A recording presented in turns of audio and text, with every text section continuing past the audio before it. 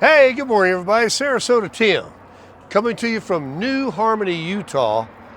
A beautiful, I think it's 69 now. It was 60 this morning. Right here at the Orchards RV Park Resort, where I'm at in New Harmony. And I'm right off the 15 freeway. It's getting a little busy now because it's that time of morning. I think it's Friday, right? Is it Friday? I don't even know. But anyway, as you can see, this is a gorgeous RV park here. I still don't have any neighbors here on my side. These are all the back end spots, and there's plenty of them down this way too.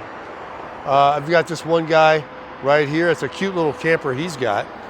And this is the area looking towards St. George. And this is the get-on ramp right here on I-15 North.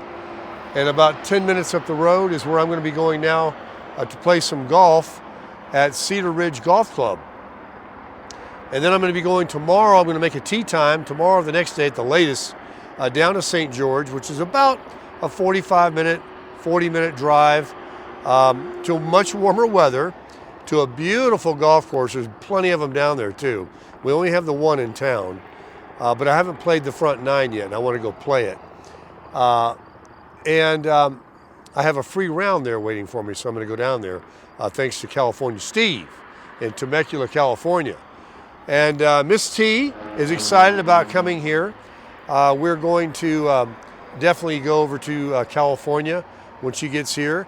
I think the plan now has changed from getting one room and then tooling around the area and then coming back to that room. I think we'll just wing it and get us a room. And if we get further up the coast to Laguna and Newport and places like that, rather than driving all the way back down to the room that we're going to try and get for 3 days or 4 days, we'll just find another room and check in and just do it each night and be kind of close to where we're at. I'm also debating on renting a car and not putting the miles on the truck, and maybe something that's a little more economical because gas is very expensive there, and I get terrible gas mileage. So a lot of things are, in the works. So I think what I'll do as a precautionary measure, I'll turn the water off. I don't want to forget to turn that back on.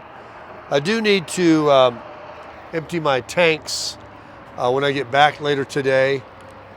I want to get the camper washed, but I can't find. Well, I haven't looked really hard. I had one guy come out. He was way too expensive. And I washed the truck yesterday. It looks a lot better. As you can see, I've got neighbors that are, I don't know, they might be here for the monthly too, because they've been here since I've been here. And we got that new one down here, this big, beautiful black diesel. And let's talk about that for just a minute. Like, what about RV life? Is it for you? Is it a travel trailer? Is it a fifth wheel? Is it a Class C? I don't see one in here. Is it a Class A? You drive the big giant one, the most expensive ones with the big diesel motors. Do you want a big one? Do you want a small one? What should you get? Let me try to wrap it up real quickly and talk about it. I personally like a towable. Well, if I had my druthers, I would have a big multi-million-dollar Rockstar Prevost, but want in one hand and do something in the other, see which one gets filled quicker. This Class C toy hauler over here has several slide outs on it, and they have several toys, it looks like, on the outside. Those are real popular out west because you can't tow but one thing. So these toy haulers have a garage door that opens up in the back, and you can put up in there motorcycles, quads, razors, and that kind of stuff. So, you might want something like that. You might want, like this guy's a little tiny car right here, and he's got this little camper. So he don't need a big truck. If you have a Class A, you might need to get a hitch on the back and tow a car because you got to have something to drive when you get there. You can't run down to the store and get some milk when you got that big diesel down there, and once you're set up.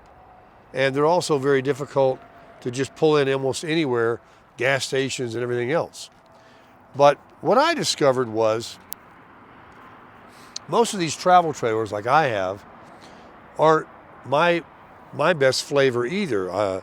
Most of all the ones I've ever looked at on the inside, they have two things that I don't like right away. One is the ceiling is low. If you go in one and they have a low ceiling, and this one has a high ceiling, you can feel it right away. You feel small, you feel cramped in there. And also, 9 out of 10 of them, when you walk in, the first thing you see that's right in your face is a bed. And I don't do that anymore either. I don't want that. I don't want to walk in and there's my bed. I want the bedroom to be hidden. What I have here is probably the best floor plan of any travel trailer, RV to that matter, that I've ever been in. And I've been in a bunch of them. Just looking. I haven't owned that many, but I've seen so many. I used to go to these shows. I did have a Class C one time. I like that. But I love, first of all, how this looks on the outside. I love this windshield in the front. I love the Azdel finish. I love that it doesn't have leaf springs or shock absorbers. I love that it's 2 axles. I love that it has Goodyear Endurance tires. Did I show you my tires? I got these really nice tires. They're Goodyears. They got mag wheels on them, and they're really nice. This hose right here, I connect to that hose when I drain the water from the front tank, the gray tank of the kitchen. This one has two pull spout things. Very few campers have that. It's kind of annoying. That's the only con, is you got to have either a T-bar set up, and I do have that. I just didn't put it all together. I'll just wait till that fills up and then I'll empty it. But anyway, back to the trailer. And it has 2 slides on it, and these are true slides. These are not little small ones that only come out that far. These are 4 foot. They'll definitely impede on other spots, so be careful. But it has frameless windows. It has the awning covers on top to keep leaves and debris off the top, so when you slide them in, there's not anything to clog it up from jamming it up from going in. I have 2 tanks, an electric jack, 2 batteries, and it's just, I like it because I can disconnect it. I can get in my truck and go golfing, go to the store, go see sights and stuff like that, and my house just sits here. With a Class C, unless you tow a car, and then that's a problem, because then you got to worry about going into a gas station. It's behind you. And you say the same thing when you're towing this, but it's different. When you have a Class C, you can't really see the car much back there. And it can be, you can't back it up. It's difficult to back up. You want to make sure you're always aware of where you're going so you can just keep moving forward. It's very difficult. So Class Cs, the problem with them is if there's ever an issue with the driving part of it, you got to take it into the shop. You're immediately out of a place to live, out of a place to camp. If I have this and something happens to my Toyota, I can drop it off at the shop or get it towed. I still got something to sleep in, something to stay in. And with a Class C, your driving part is all included, and you pay for that too. Here, you get a lot more camper for your money, because you're not buying an engine, a transmission, an air conditioning, a motor, a driving machine. You tow it. So you're putting all your money into just the camper, the living part of it. And you have your truck. And then when you go to sell this one day, you still got a truck. So who's calling me? Johnny Vegas? He always calls me. You have to wait for it on this one, Johnny. I'm making a video. So I like a travel trailer, and I like a bigger one, but not too big. You got to stay under 30 feet, because if you get over 30 feet, you got to have a pull-through sight. See, these are pull-through sights. You come in one end and you keep going. because you can't back it in. These are back end sites, and you can't have anything too long. I mean, look, I'm already out in the road a little bit because my truck doesn't really have an individual parking spot. I got a lot of room I can pull up. I need to do that. I'm impeding on the road out here. How rude of me. So I'm going to pull that up and make a little mark when I get back tonight to make sure I stay in a lot closer. But these, as you see, if you had a big 30-foot or a bigger rig, you're not going to ever put that in here and have anywhere to park your vehicle. So you have to pay more money for those campsites. Those campsites go quicker because a lot of people have big units. And when you have a small one, you can get a tent site. You can put it anywhere. So, but you don't want too small. You want over 21 feet, in my opinion, but you want under 30 feet. This one is 25 feet, 11 inches from that ball to the back bumper. So you have 26 feet, but you don't have that much living space inside, and it feels like 30 feet in there because of these two giant slide boxes I have. This is an amazing camper. And there's a video where a guy talks about this specific one, and he starts off the video saying, for those of you out there that hate Forest River and you say they make junk, Forest River is a huge company, a corporation that makes many brands of RVs. Flagstaff, a division of Forest River, has their own designers, their own building, their own factory, their own machines, their own designers, their own engineers that build this unit. And while Forest River may own the corporation, that's not the build quality. You'll find a much higher build quality in this unit and the Rockwood than you will maybe in another Forest River product. So don't judge Forest River because you bought a different brand. This is a lot of trailer for the money. Believe me, I don't just buy anything. I do all my research, and for what I paid for that and the features that it has on it, you would have to spend tens of thousands more dollars to get a lot of the features that this unit has. So this is a very, very nice travel trailer. High quality. Now I've towed it to, I don't know, close to 3,000, 4,000 miles now from Georgia where I bought it, back and forth in Florida from Georgia, across the country now, back over here to Utah, and I'm not even done. And the only thing that's ever happened was my fault. I didn't close my bedroom slide door. I didn't lock it off, and it came off the hinge. And there was a little water leak that I guess the seal finally sealed itself, and I can't ever get it to leak again. I can't replicate it. Other than that, let me see, has there been anything else? No, nothing. And I went over railroad tracks for 2,000 miles on the freeways that we have in this country. They're horrible. And yet everything is working just fine in there. Everything is perfect. I got 2 TVs, a king size bed. I mean, no, it's a queen. I'm sorry, it's a queen. Beautiful, it's all you need. You don't need a king.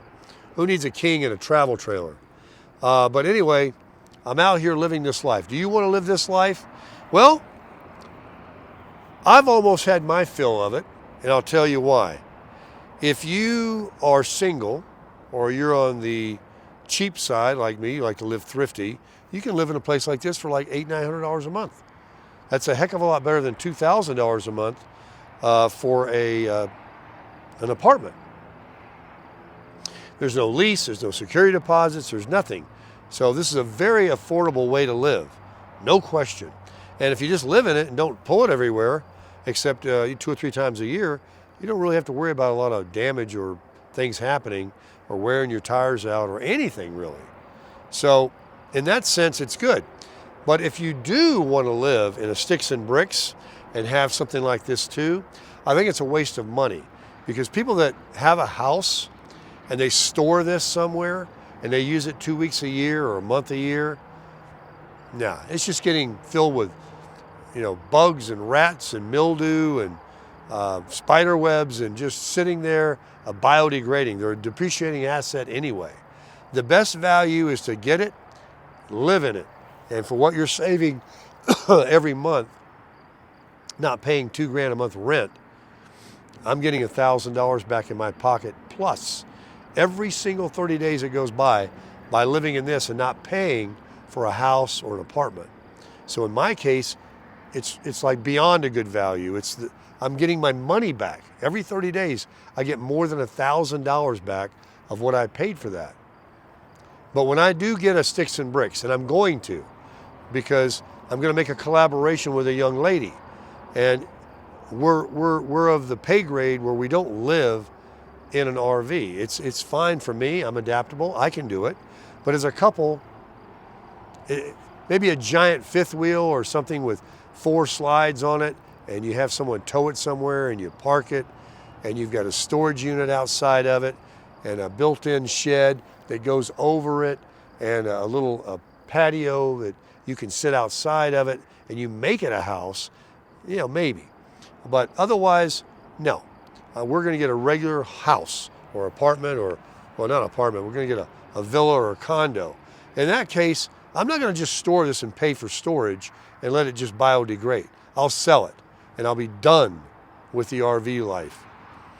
But for right now, as a single person, saving my money, avoiding the high cost of the housing market, there's no other better way to live.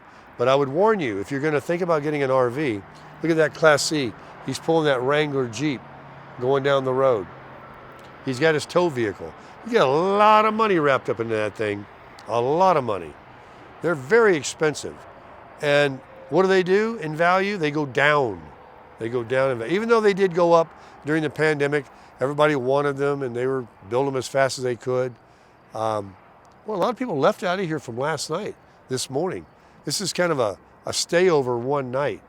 But these people here I've seen every day since I've been here. They're probably on a monthly deal or a weekly deal. I'm on a monthly deal. But if you're not going to live in it or use it, several months a year, I think they're bad investments. I think that you're paying for a house and an RV, unless you got plenty of money, and money's no object. And that is the case. That is the case.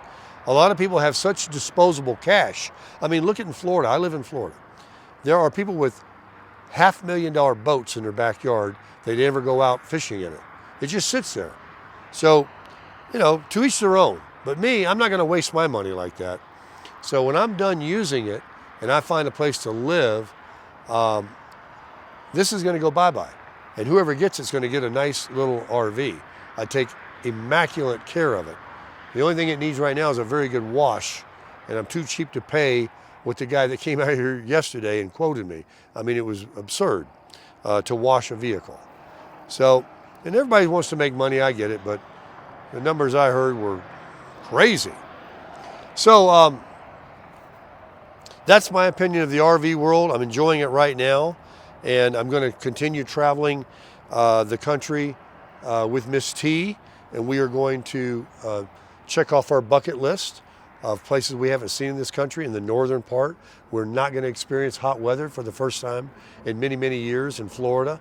I'm not experiencing it right now. I mean, I did down in Laughlin, and down here in St. George it'll be warm, but it's dry. But in Florida, that humidity, I don't miss it at all. And to be able to get away from it is really nice. But what I'm going to do on the next time is I'm going to take cruises. Miss T and I will take cruises. We'll go off and do different things. We'll rent an Airbnb or whatever.